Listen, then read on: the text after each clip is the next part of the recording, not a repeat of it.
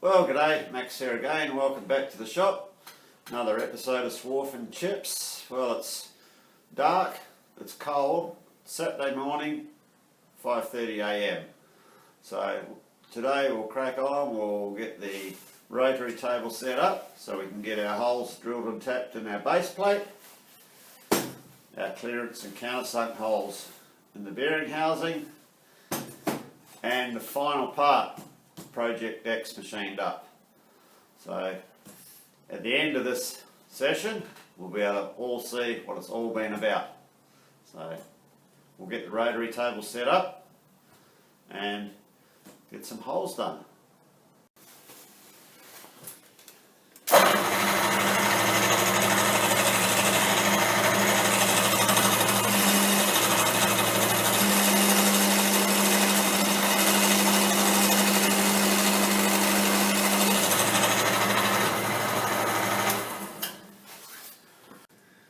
Okay, we're just drilling our series of 6 holes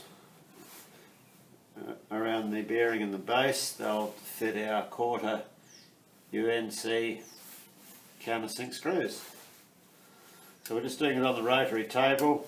There's 6 holes, so we're just using the degrees around the rotary table and coming up to 0 on the handle here every time. So we have 95, 155, 215, 275, 335 and back to 35. They're our divisions to get our 6 holes. So we're just done 275, so the next series of holes will be 335 degrees. So we'll crank the table round to 335. 310, 320, 335. Lock the table and drill our hole.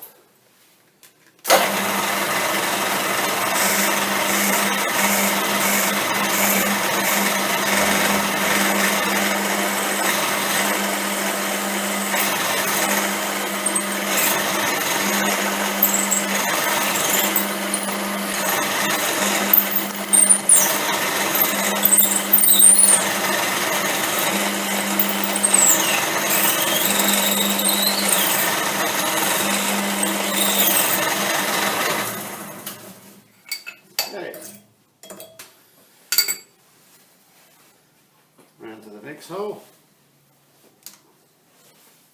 which is back to 35 degrees.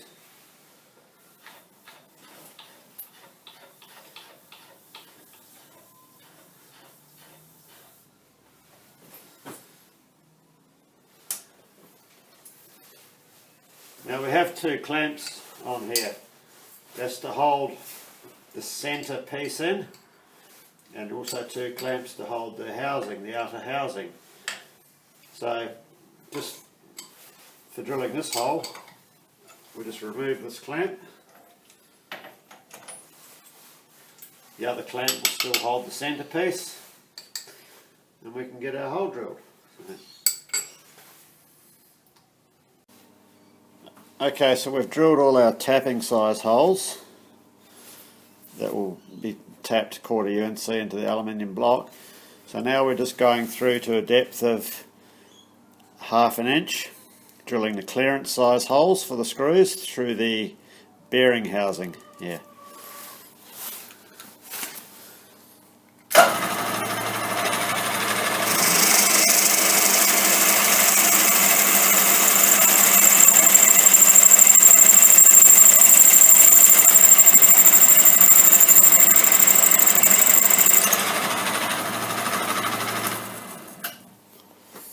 So we've just gone through probably about a 30-second or so into the aluminium housing,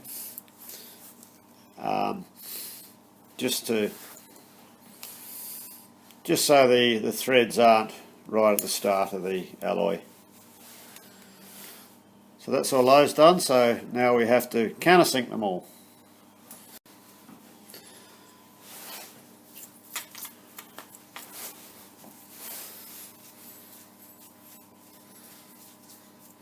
Okay, so we've got our countersink tool in place, so we'll just come down gently, slow our speed down.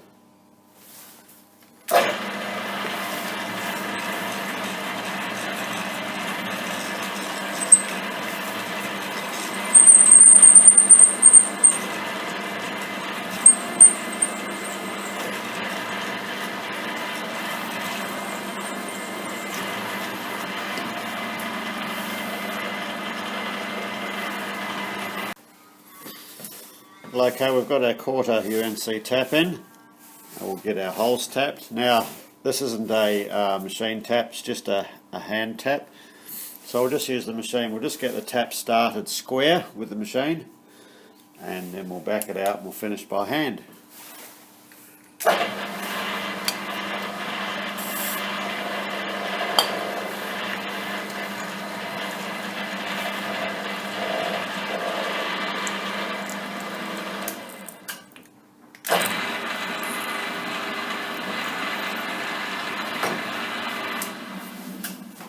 Okay, 6 or 5 to go.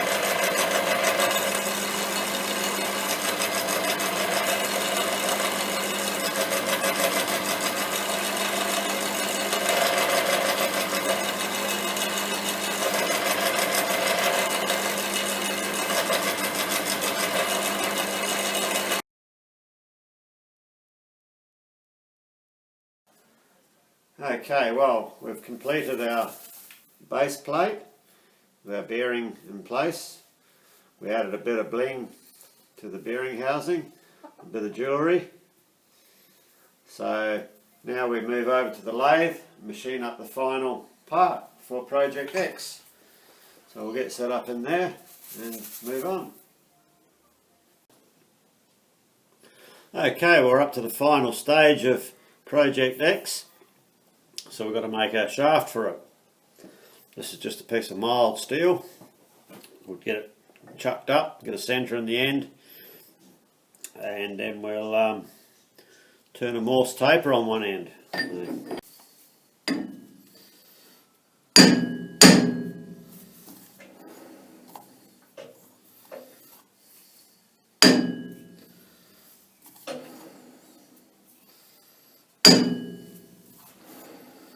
Within a thou there.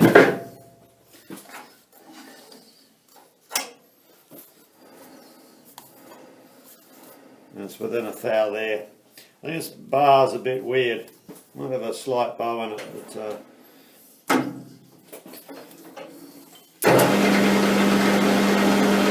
certainly looking a lot better now.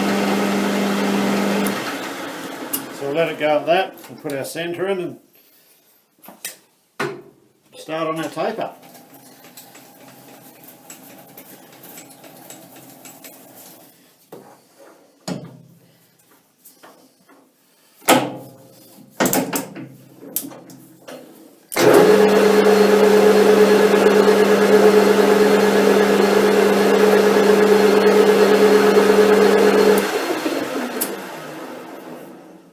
Now we're going to be turning a number 3 Morse taper on here.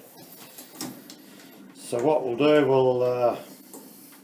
we'll have a look in the machinery's handbook and we'll set the compound, we'll set it to the angle going by taper per inch. So we'll look it up, we'll find the page and come back. Okay, we better find out some dimensions on our number 3 Morse taper that we're going to cut. So we'll go to the Machinery's Handbook, 20th edition. This is the Bible for all machinery related issues. So if we look down, here's our Morse taper page, number 3 Morse taper. We look across to taper per inch, and it's 50 and 1/10. It's actually closer to 50 and 2/10, so 0.05019. So we'll just make it 50 and 2/10 taper per inch. Now, when we set our compound, we just halve that. So we'll set our compound to 25 and 1/10 per inch, because their number here is an included angle, and we want half the included angle to cut the taper. So we'll get our compound set up and away we go. Machinery's Handbook. They're gold, you can't be without one. Okay, we're going to do this handheld, so it might be a bit shaky. The procedure I use to set these tapers is I work off the metric scale, because this top slide has a 3mm pitch screw in it, so one revolution is 3mm. On the imperial conversion dials it ends at an odd number, so you've got 118th hour it ends, so it's too hard to count. So we'll go metric, so we'll move the compound forward 1 inch, which will be 25.4mm. Now, so I don't have to count the turns on the dial, we'll go back to the same way I do it on the little milling machine. So I just blew up a section and put 2 scribe lines an inch apart, which I've measured by counting the dial, so I only have to count the turns on the dial once. Then we have an indicator set up. So when this indicator reaches 25 and 1/10, then that's achieved by loosening off the compound and just tapping it around until we get those amounts. So if we move, we'll look at our lines, we'll advance the compound. So we're coming up to our scribe line, nearly there. Then we go to our dial. Okay, we are, that's 25.4mm. And now we go over to our indicator, and we're as close as to 25. We're supposed to be 25 and 1/10. We're 25 and a half, but that's okay. That's for what we can polish that out. That's not a problem. But just trying to get that last couple of tenths out when you're bumping in a compound is pretty difficult to do. So we can live with that. So we'll get our taper cut and see how we go.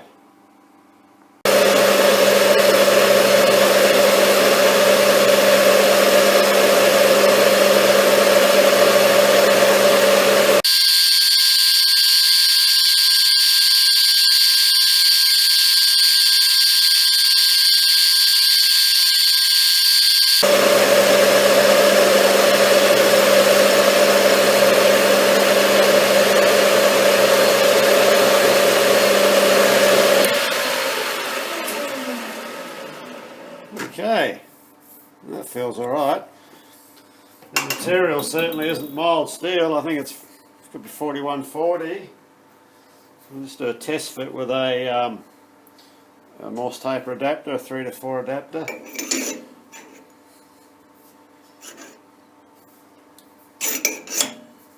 Well, that's good.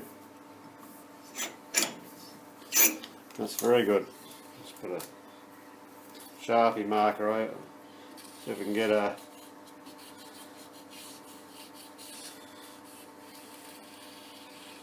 idea of what's going on. Just blew up a section.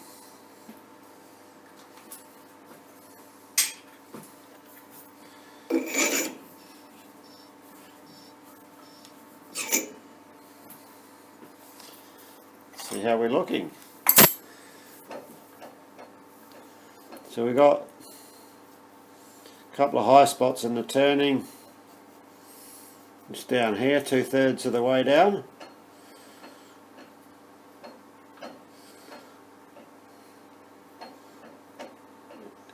And 1/3 of the way down, it's just starting to get a bit of a line. So our taper, we're not far off the money on our taper. So we'll just get our length.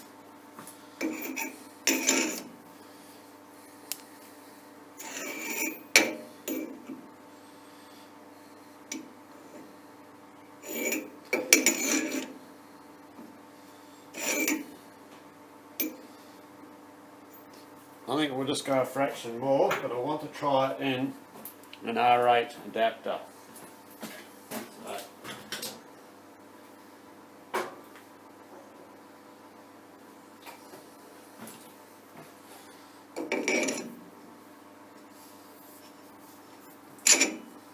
That's just the adapter out of the lathe. It fits it well.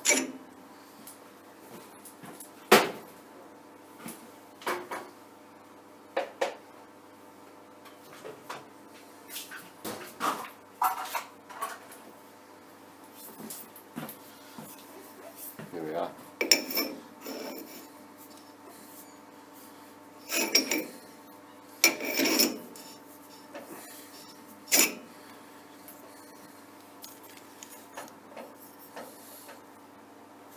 Okay, well, this R8 adapter's contacting that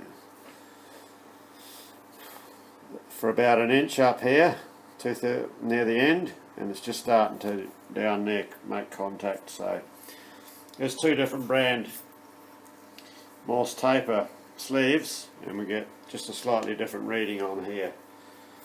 Mind you, they're all cheapies, these ones. So the other thing I'm interested in is the length of taper that we're machining. So we'll measure down inside our Morse taper to R8 adapter. We'll go down till we hit near the end. So as long as we've got 70 mil,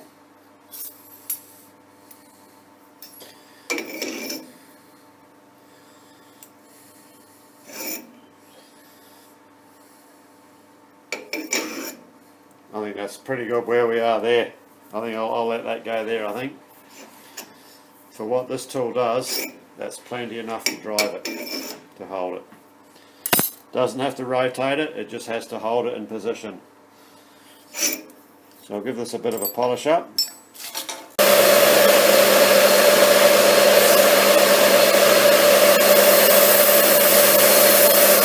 Oh, okay, so here's our shaft finished. So we have our Morse taper section here, number 3 Morse, and our parallel section here. So the parallel section, we will use that to mount test indicator, dial indicator, by means of this thing here. There's another block of alley, and there's our drawing, what we've got to make. So we'll chomp that out, and I think we'll be done. So let's get this chucked up in the lathe. We'll do a bit of profile turning, a bit of fancy stuff this time. So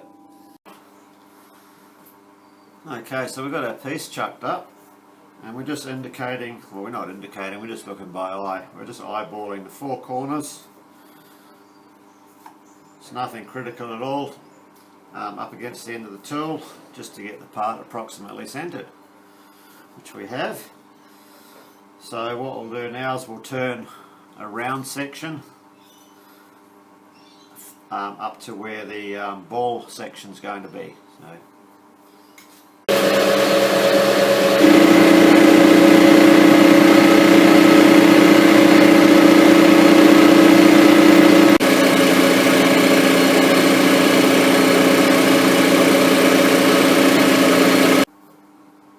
okay, we've got a piece turned down round now on our part.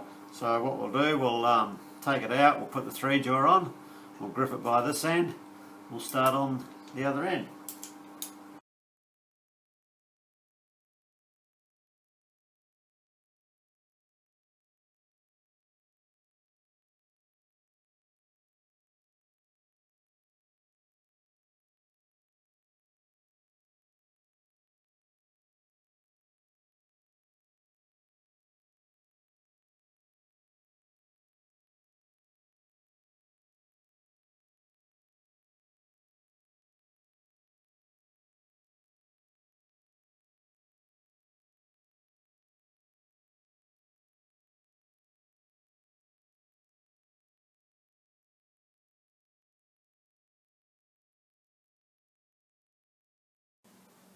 Well, that's our part roughed out, so I think we'll set the ball turner up and we'll get these curves done. Okay, we've got our ball turner set up now, so I'll start turning some of the radial features on this part.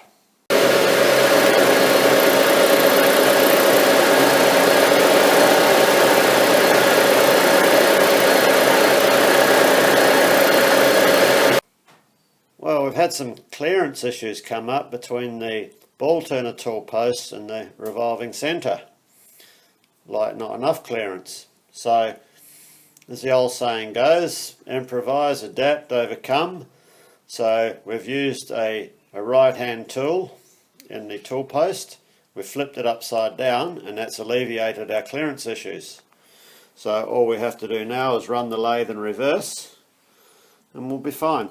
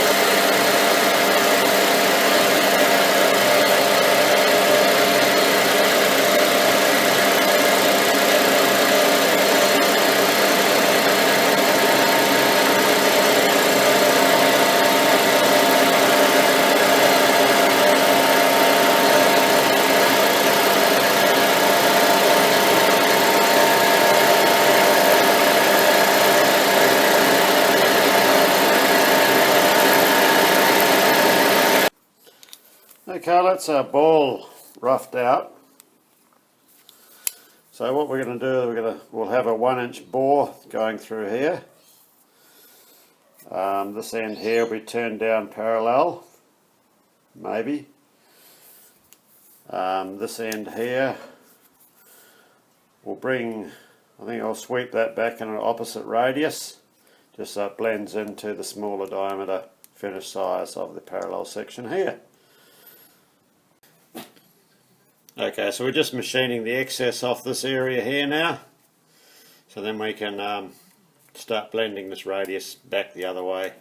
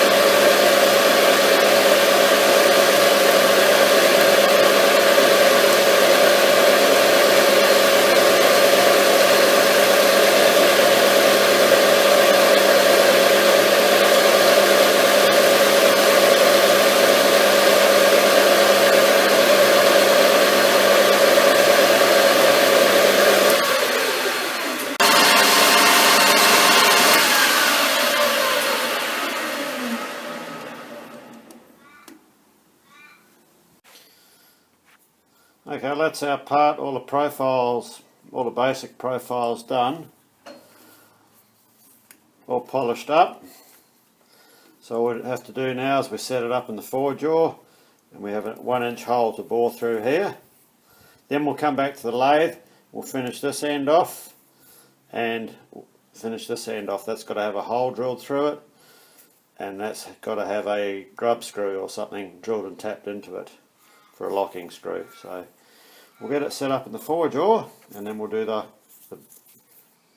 bore. Okay, we've got the part set up in the 4-jaw, so we can get the 1-inch bore done in the middle there. So we've just set it up, the old scribing block, and that way, and using a steel rule, just eyeballed it back this way back and looked at our distance back to the jaws, and same this way.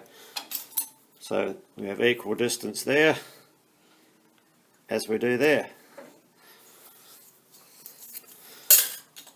So the old scribing block, she's been around the traps. This is my great grandfather's, or one of his homemade ones, shop made ones. So it's still serving its purpose, earning its keep.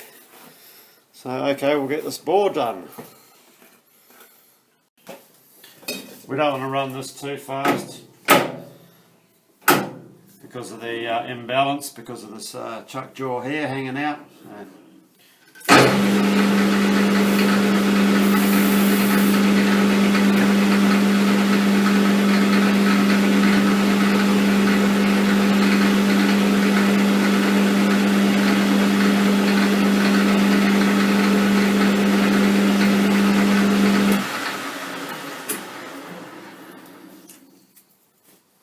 Also too, because we've only got it gripped, even though we've got it gripped quite firmly this way, this way here we've only got it gripped very gently with a couple of aluminium blocks and some corrugated cardboard to protect the polished ball surface.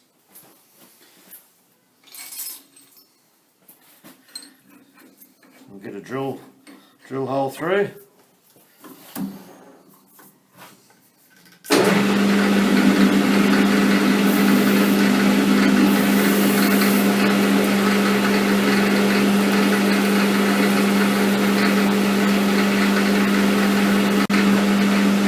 Going through now with a 55/64 drill bit.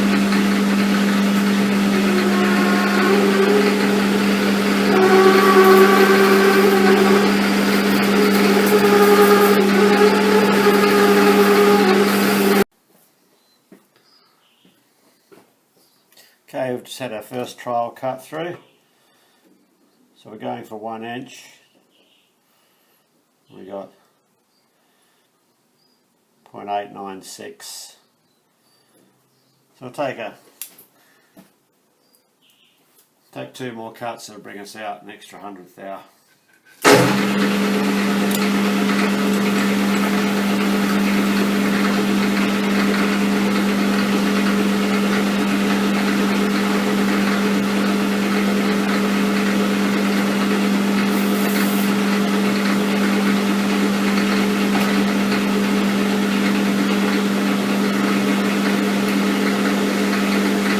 Just taking easy light cuts, it's only a 20th depth of cut. So I'll do 2 of those and we'll recheck it.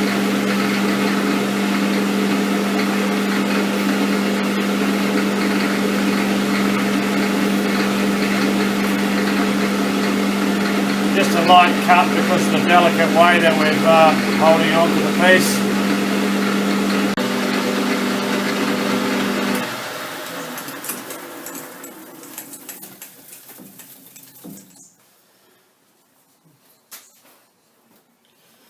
Okay, well, that should be it. Nice finish inside. So we want a nice slip fit over the shaft.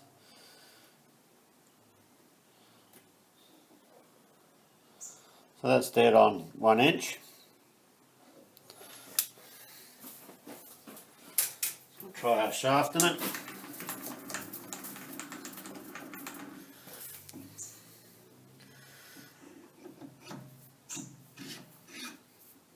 Beautiful. That's a perfect fit, that. Just what we want. The dog's bollocks. Okay.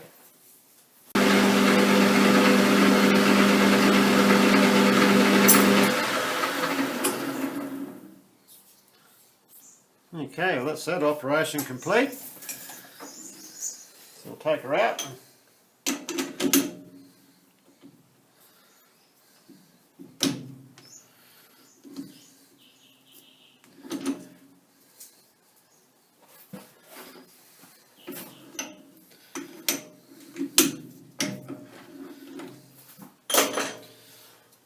Looks like our cardboard protectors serve their purpose.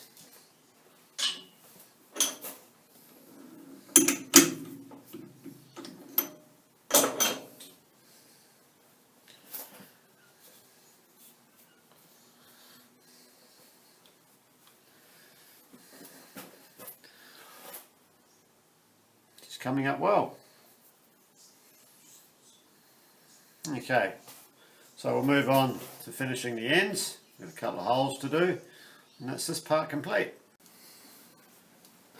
Okay, so we're just turning down this end portion there, so we've got a longer parallel area to grab hold of when we flip the part over and finish the features on the other end here. So, because we've got a nice polished surface over here, I think we will, I've got some masking tape here, so we don't damage it. I think we will tape it up.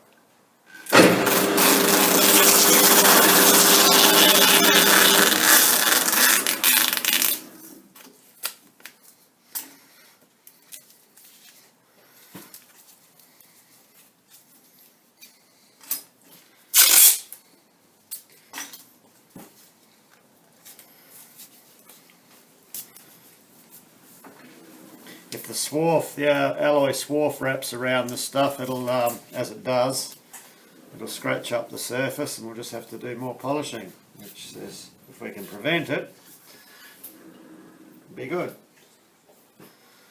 Okay.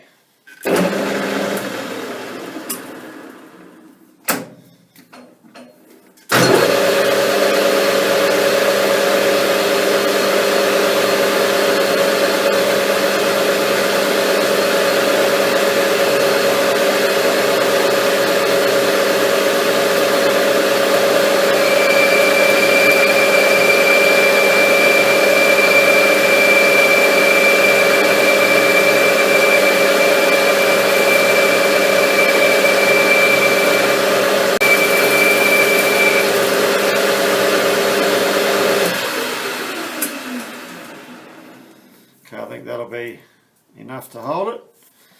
While we've got it here in the lathe in this position, we do have a hole, tapping size hole to drill up the end there, so we'll get that in while we've got it chucked up in this position.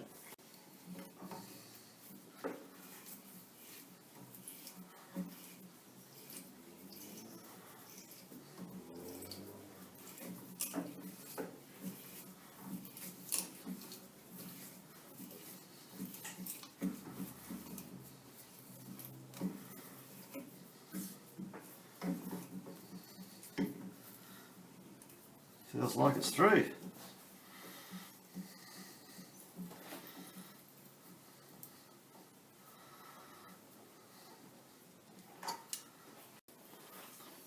Okay, we're just going to put the drill hole up through the end here, because there is another shaft that has to slide up inside. Now, hopefully it'll drill a fraction oversize. We'll see how it goes.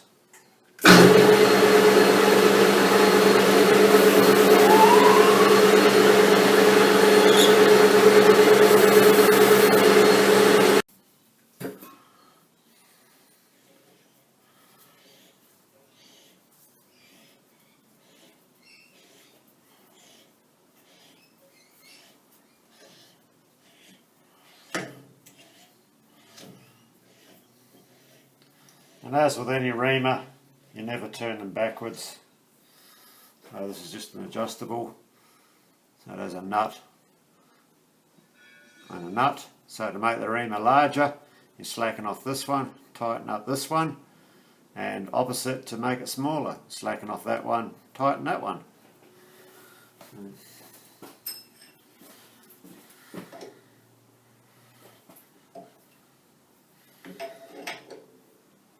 Just a fraction more out of that hole. I think we'll be there.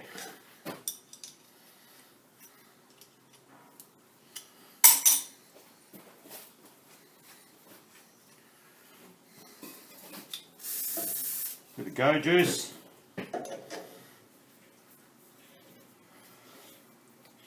You only want to come up in size on very small increments with these reamers too, because they have an even number of blades. They love to start chattering. Once you start a chatter mark with an adjustable reamer, it's very difficult to get rid of it.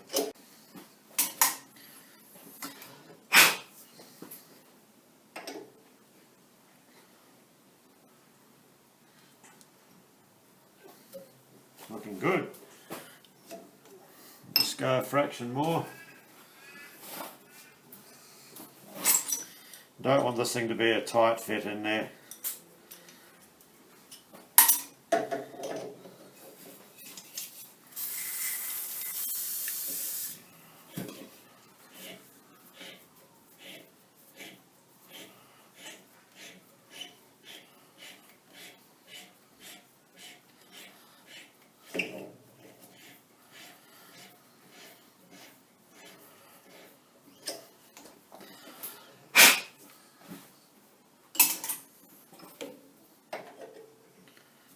That's it, perfect. Lovely.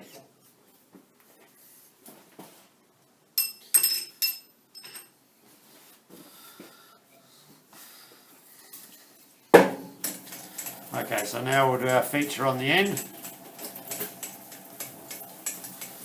we'll swing it around to a bit better angle of the dangle for a better look.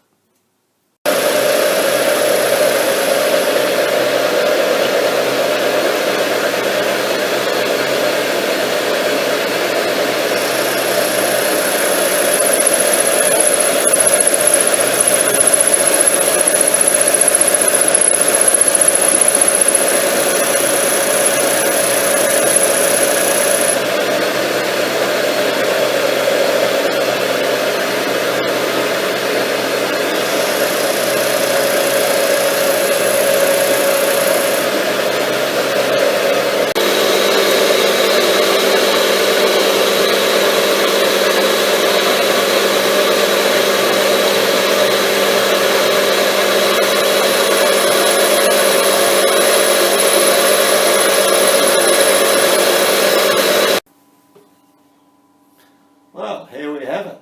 Project X under the veil. I think we should remove it and find out what Max has been up to all these last few episodes. All the parts are complete, put together. Let's do it. Boom. There it is. Project X in the flesh. So what this tool does, it's a milling machine head cramming tool. It'll fit in virtually any milling machine. So we had a shaft coming out of the quill, going into a spherical bearing, which is in a base plate. Then we have our indicator mount assembly on the side.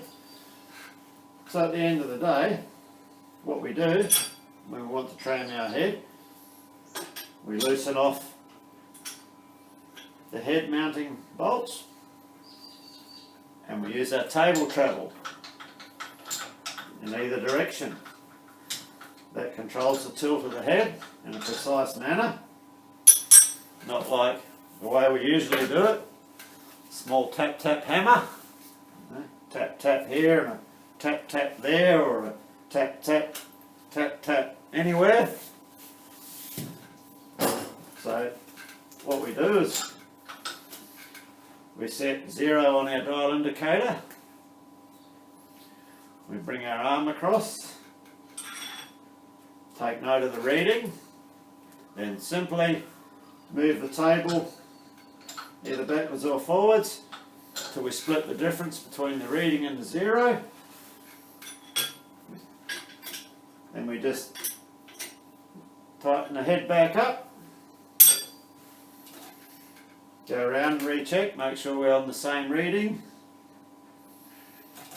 Same reading, job done.